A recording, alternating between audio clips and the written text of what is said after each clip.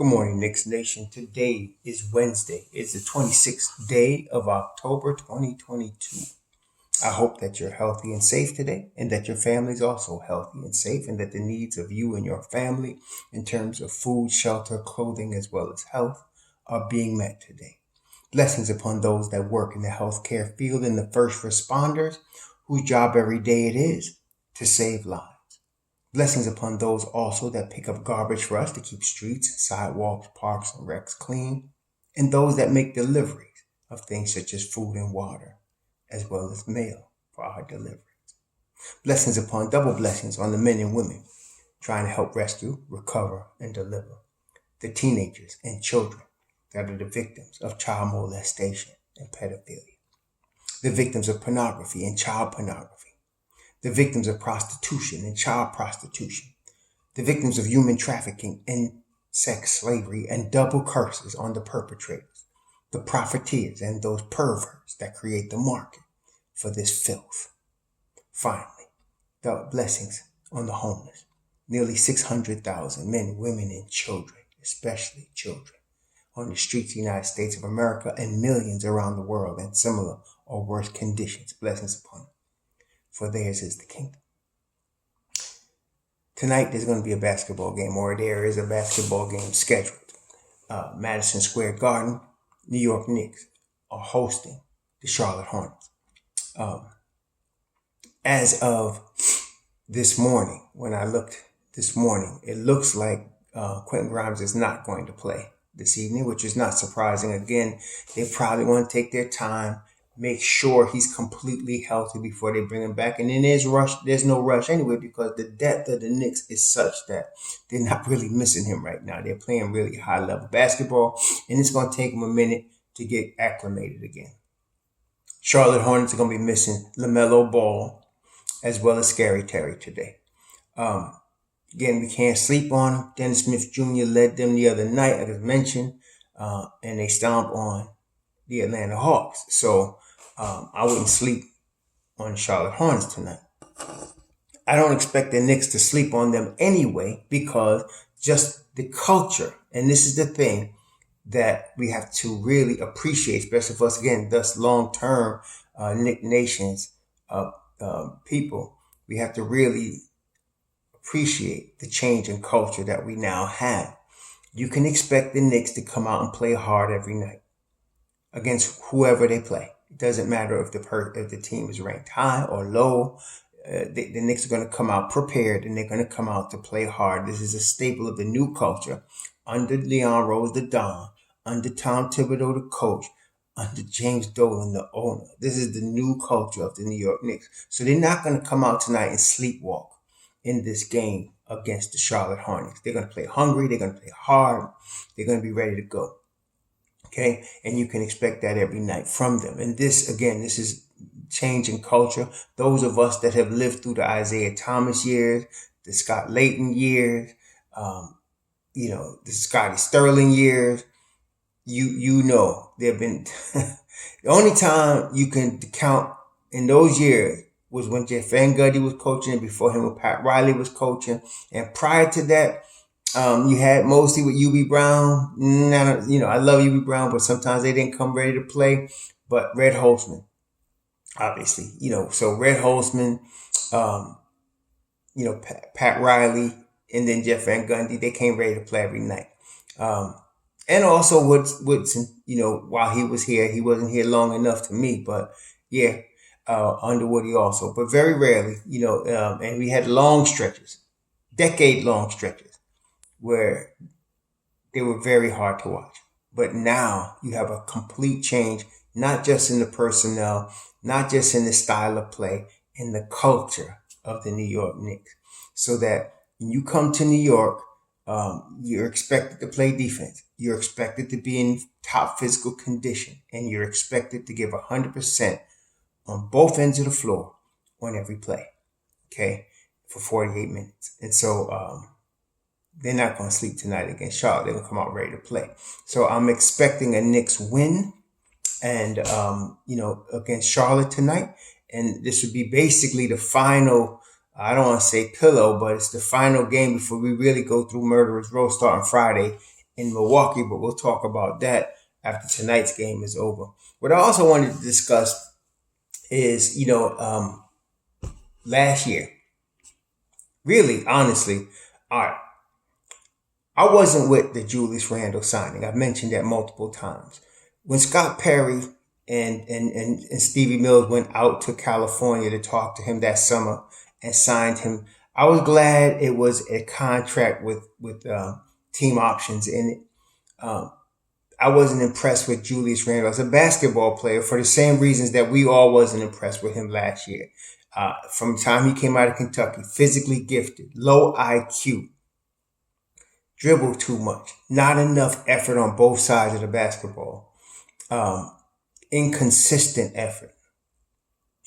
Those are things that I noticed when I saw him on the Lakers. And then in New Orleans, the same thing. Put up big stats, but usually in losing situations. And so that indicates to me, and this is what some people don't get. They look at 2010 and they say, it's 2010 in the NBA is great. But listen, yeah, it's hard to get 2010 in the NBA, best league in the world. But players that get 2010 that means something, it means that everybody around them got better. There's two types of players that make everybody around them play better and players that don't. Okay, Julius wasn't that type of guy.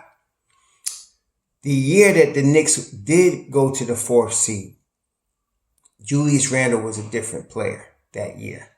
He was such a different player that I believe most of us thought, including myself, that was an anomaly because it was a contract year for him. And players tend to outperform on contract years. So he did. And all of those things that were normally Julius Randle weren't that year. He was playing defense. He was hustling. His teammates were supporting him. He was supporting his teammates. Okay? So all of that was happening. He was still dribbling too much and turning the ball over too much, but the team was winning, especially when Derrick Rose came. He had a real point guard to play with there. And he had Elfrid Payton before that. But Derrick Rose came and things changed. Things were on an upswing. Then last year, he returned back to what he had been most of his career. And some of y'all think that's because he's playing well now that last year didn't count. I don't know what's wrong with some of y'all. You seem to think that this year negates last year. He ain't over 10 of last year. Period. End of story. Yeah, he went and put 2010 up, but again, he wasn't making his teammates better. He had a terrible attitude. He wasn't supporting his teammates. He was turning the ball over too much last year. His defense sucked last year. Okay? He was still a strong rebounder. He could still score, but it wasn't helping us win. Then this year came, and he is playing the best basketball of his life, in my opinion. I haven't seen him really force one shot yet. Passing the ball. Not trying to force things into double teams. Being a great teammate. Supporting his teammates. Sacrificing himself. First of all, he came in slim. Not that he was never out of shape. Julius Randle was never out of shape. But he came in the type of shape that would allow him to run and be, part of a team that pushes the ball. And he's been doing that. And of course, the strong rebounding is there. The step backs, the floaters he's been adding to his game. He's just a different player. He's playing, and this is not a contract year. And this is a different guy. So some of you have asked, and some of you, more than one or two of you have asked, should we trade him now? And then speaking of the deadline, should we trade him at the deadline? The Lakers are looking horrible. And I told y'all they were going to be the Jericho crew, and I told the Geritol crew, and I told y'all they need shooting. I thought they would try to go get Cam and Evan or somebody this summer, but they didn't. I mean, everybody was talking about Miles Turner and Buddy Hield. They need that, but they didn't. I don't know what's up with Pelinka. This year I'm finding him doing a terrible job myself. I'm glad we're in New York. I'm glad we're in New York with the Don, because Pelinka, how could you get LeBron James, one of the premier players in the history of the league, and you don't have no shooters around him? How could you even have a roster with no shooters around him? Every other roster in Cleveland, Kobe Altman, he surrounded him with shooters. In Miami, they got Ray Allen down there in Miami. How you going to not have LeBron? They had Mike Miller down there. How you going to not have LeBron James with high-level shooters around him? So, and you get Russell Westbrook. So anyway, they're desperate, yeah. But this is why we don't make a trade right now. And it ain't because I'm just Google eye over Julius Randle right now. I think Julius Randle has improved tremendously, like I said. And this is the point. When you have Tom Thibodeau as your coach, the Knicks, obviously, when you look back and analyze the 3 years, okay, you have a combination of a front office that wants to build from within. They're looking for development. They're looking for young talent. And at the same time, they're keeping their eyes open in case a superstar becomes available. Therefore, they have a stable of young talent along with a collection of draft assets and draft capital so that they can continue to build the right way. But if a real superstar becomes available that they think is worth grabbing, they're in a position to do that. And that's been the mode for the whole 3 years. Tom Thibodeau is win now. No matter what, no matter who you put him in there with, he's going to try to win with every kind of way he can. That's just how he is. So right now, you have a combination of those two things. You have young players that you drafted. You have Obi Toppin, you have Emmanuel Quickly. Again, you have Mitchell Robinson, you have R.J. Barrett, you have Quentin Grimes, you have Jericho Sims, you got Juice McBride. Then you went and traded Kevin Knox for another young talent in Cam Reddish. You have the stable of young players. And you have a situation where they're not rookies.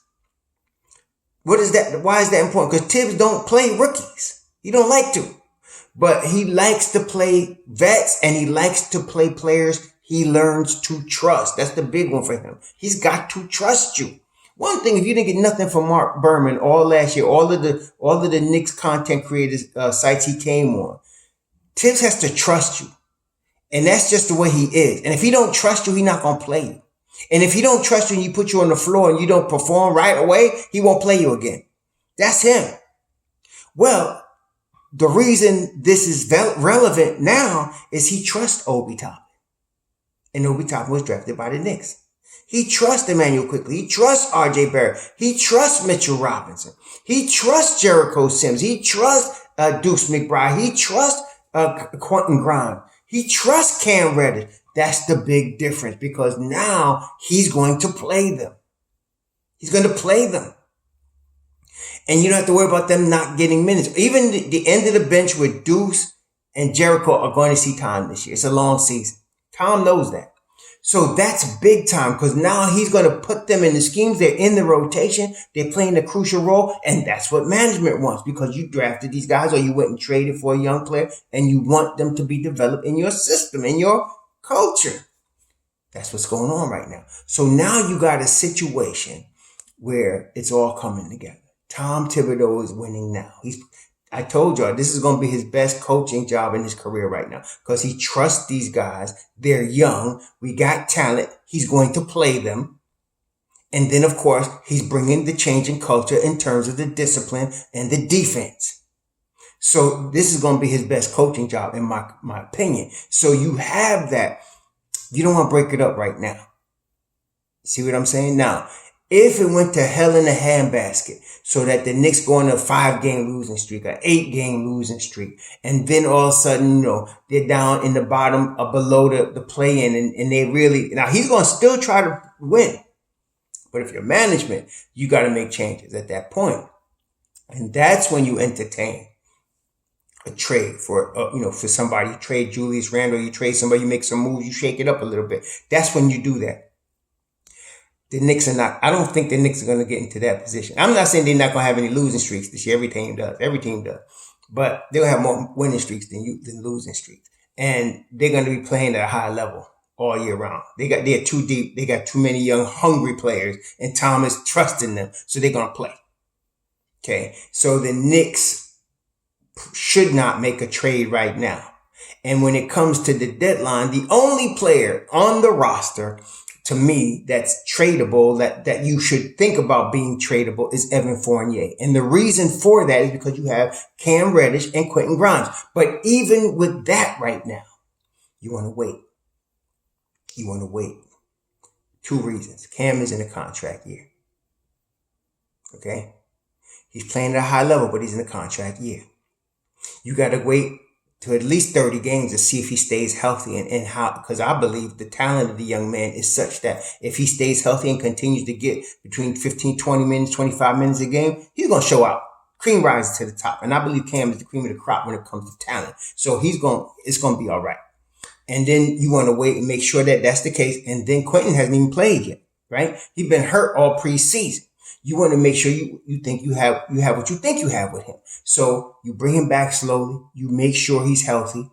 And then you start putting him in, slowly and developing him. It's probably going to take him once he's completely healthy. And I don't even know when that's going to be. I'm going to assume, and I don't even know. I'm guessing. When I think he's going to be ready to play, hopefully against Cleveland on Sunday. But even then, it's going to take him 5 games. A good 5 games to get back his footing, to get back his timing, all of that. And so you got to wait to make sure. And then once he gets all that back, you put him in the rotation, you let him play, and you see where that is, and you see if he stays healthy. These things you got to know before you trade him before you. Okay? Now, then once and I believe that's why I believe he is tradable, because now I believe Cam's going to show out, and I believe Grimes is going to show out. So now you opening up your wing rotation, and you have Grimes, Cam, RJ. You can play Emmanuel Quickly over there on the wing. You have all of that. As far as 2 guard, you can play Emmanuel Quickly at 2 guard. So you have all of that, and now they all can split the 48 minutes. Between the 48 minutes at the 2, the 48 minutes at the 3. Partial at the point guard. All of that. Those minutes can be split with those cats right there. And then you can move with Evan Fournier. You can create cap space. You can get expiring deals for him, plus a number 1 pick maybe, from the Lakers. And then you go ahead with life, right? But you don't make no moves right now. And as far as Randle, they're not going to just give Randle away when he's playing at this level. Supposing Randle makes an all-star team again, which if he continues to play like this, he's going to. He's going to be an all-star. And he might be all-NBA again. Okay? If he continues to play like this. That's how good he's playing. Okay. And so if he continues to do that and you have another all-NBA year, another all-star year, hey, listen, what you got? A playoff team with an all-NBA player on it? What's wrong with that? So if he continues to play at this level, and that's what I'm saying, this is different from any other year in his career because it's not a contract year. He's just signed. He got a bag. He's in the year of now. He's getting the bag money. This might be a new Julius Randle. This might be a guy that decided, I want to be the best I can be and play the right way. I want to be the best person and basketball player. See, again, somebody kept coming on my computer, when he doesn't perform, don't get on him. It's not performance. It's him being anal retentive. It's his attitude. It's his mental problems. That's the issue with Julius Randle. It's not his performance. Gosh, man. Anyway. If he continues to be in this Zen mode that he's in right now and continues to do what he's doing, no, he shouldn't be traded yet. No. So what happens with Obi Toppin? Well, we let that play out. Right now, we got all-star talent coming into Mobb Deep. So let's use it. If Obi's people say, I need to be traded because I want to go someplace and start, hey, you deal with that next summer. Next summer, we deal with that. Not right now. Okay? Not right now. And if Obi don't say nothing and say, listen, I want to be a New York Knick for life, hey, we good, even though he's starter level. We're good. Okay? But certain things like him and then the issue that's going to be coming forth with Emmanuel Quickly, that's next year. That's next summer. I just see it coming, but you can't do nothing about it right now. It's like saying there's a hurricane coming in 10 days. Can you stop it? No. It's still coming. Okay? But you can prepare now and be mentally ready and be ready for it, but there's nothing you can do. It's still coming. So with Emmanuel Quickly, that situation's coming. Somebody gonna offer him a starting position. He's gonna be restricted. And somebody gonna offer him a starting spot. And he may want it. Sign and trade type situation. But For now, we ain't got to deal with it. So don't worry about it. Let's play what we got. And for now, the Knicks can be really good. All right, so let's focus on that. So the only player really that we're dealing with in terms of trading is Evan Fournier. That's it. And we want expiring money for him. We don't need to add nothing back. Some of you don't get that. You keep wanting to add stuff when we're already trying to create space to get players time. So no, but we need expiring money because I want that $18 million in next summer. You know what I'm saying? So that's what we're talking about. And that could be Emmanuel's money. It could be Obi's money right there, right? So let's wait, see what happens. Okay. Anyway, it's Wednesday. Y'all be safe. Take care. So